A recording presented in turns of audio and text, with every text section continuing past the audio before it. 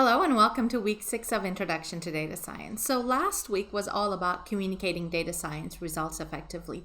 Throughout the course videos, we went through how to structure a data science project. We also talked in general about scientific studies and where our data comes from, and depending on where our data comes from and how it was collected, what is the scope of inference of the study that we're working with. So I hope that you're able to put all of that information together in a way that can help you structure your project proposals, which I'll say a little bit more about in a second.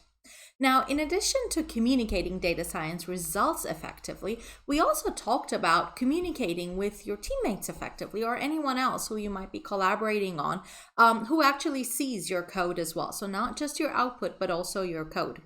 And in the Code Along session last week, we went through some coding style guidelines. These are the guidelines that we will be applying in terms of the assessment in the course. But in addition, these are good practices for you to adopt. And just to reiterate a point I made in the Code Along session, these guidelines are not necessarily written in stone, as in not every single data scientist necessarily follows those particular guidelines. That being said, a group of data scientists working together should probably be following some guidelines. This is the sort of thing you don't necessarily want to have to discover on your own with your team. You want to kind of pick a particular coding style and stick with that. And given that you are very early on in your data science journey, I've basically picked one for you, and it is one that is commonly used. So it's not like we're teaching you something that is, so off the cuff or anything. So I think that you will benefit from following these guidelines, and we will also be expecting that you follow these guidelines as well. In terms of your project proposals, so those are due on Tuesday, so that's tomorrow, by the end of the day, 4 p.m. as usual with our other deadlines. And most importantly, this is supposed to be a team effort. Now, it is quite possible that certain members of your team have been taking the lead on things, but please make sure that everybody is contributing to this effort. One of the main rules is that we don't want you to be using data sets used in class, and I know we've used a lot of data sets, but there's also an infinite amount of data sets out there. So we don't want you to feel like you're necessarily either repeating a analysis that we've done in class, or if you picked one of those, that you have to take it to the next level. Now, it is possible that a data set we've used in the class, we've only used a particular aspect of it or a portion of it. And if you're absolutely thrilled to be using that data set and definitely don't want to be using something else, maybe that's something you can check in with me to see, is there something we can make out of this? But I would encourage you to, go and find something else so that you can actually start fresh with the analysis. And lastly, we want you to show us some detail on your plan. So your proposal shouldn't just be, we're going to analyze these data. No, we actually want to see some detail at this point in terms of your plans, but not necessarily a thorough analysis. That is going to be something you do for your projects, not at the proposal stage. So you turn in your proposals. Over this week, by the end of the weekend, I will give you some feedback on those proposals. Your team may or may not choose to do the reproposal stage, which would mean incorporating some of my suggestions. And if you were to submit a reproposal, I will evaluate that again. My guess is a chunk of you are not going to bother because you've done well enough, and perhaps redoing that bit just in that next week is not necessarily worth your time at that point in terms of whatever additional points that might be worth. But some of you who may have scored poorer than you would like, or felt like you didn't really have a great handle on what was expected from you, and you were perhaps a little bit lost or short on time, might choose this opportunity to do a reproposal.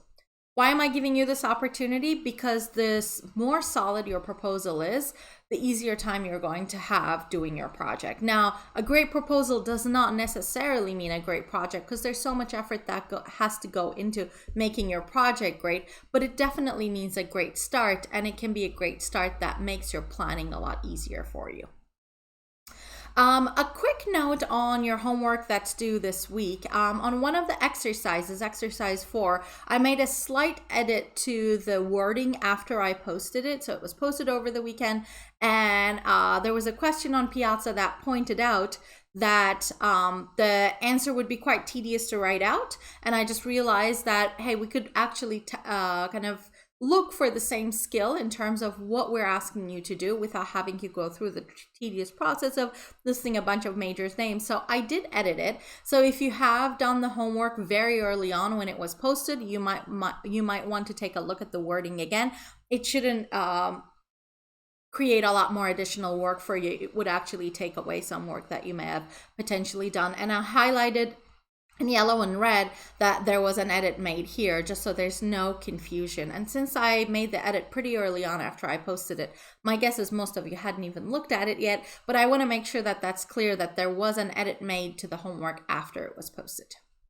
And let's wrap up this video talking about what's happening this week. So what's happening this week in terms of deadlines is you're turning in your project proposal on Tuesday and you have a homework due on Thursday. And on Friday, there is a optional, but we would really appreciate your feedback, course evaluation form that the school uses to kind of get feedback on all of the courses that we're running this semester. And you should have received a link via a Learn announcement to a form where you can give us this feedback.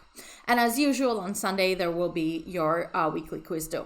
But what is the actual content of this week about? We're going to be talking about web scraping, so harvesting data from the web. This will be kind of an opportunity for you to expand your horizons in terms of what other ways we can get data to analyze. You know, so far we've worked with data somebody else had already put together for us in a tabular format. But what if the data you're looking for exists on a web page, but it is not nicely delivered to you on a tabular format in something like a CSV file?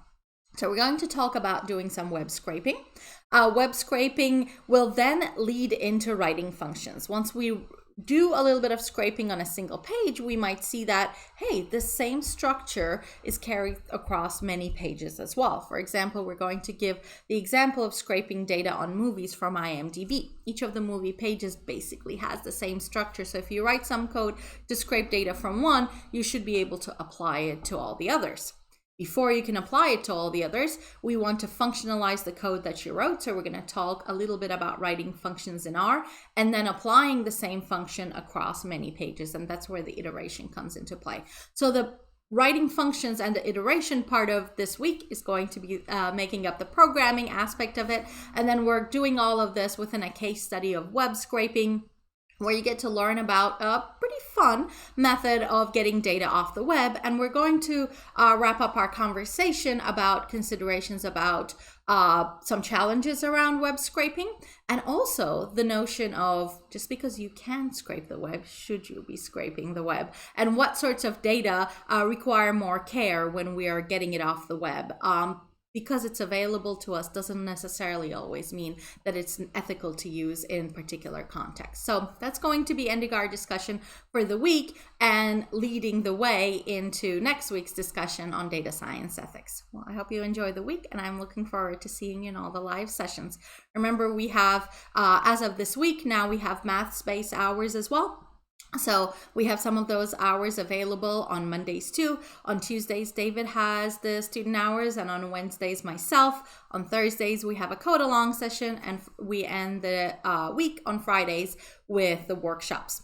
We don't necessarily expect that every single student is showing up to every single one of these, but there is an opportunity to have some face-to-face interaction as well as get help on every single day of the week. So for those of you who have been finding especially the online learning aspect of the course challenging, I hope that this is a good opportunity. And as great as Piazza is for getting your questions answered, sometimes there is nothing that really takes the place of having a one-on-one conversation with somebody where you can ask a question, and immediately after that, a core staff member can respond with another question, kind of leading you in the right direction. So by all means, continue using Piazza and continue answering each other's questions. But at the same time, especially if you're struggling with kind of the bigger concepts of the class, come to the student hours and get some help there. Looking forward to seeing you there. Have a good day.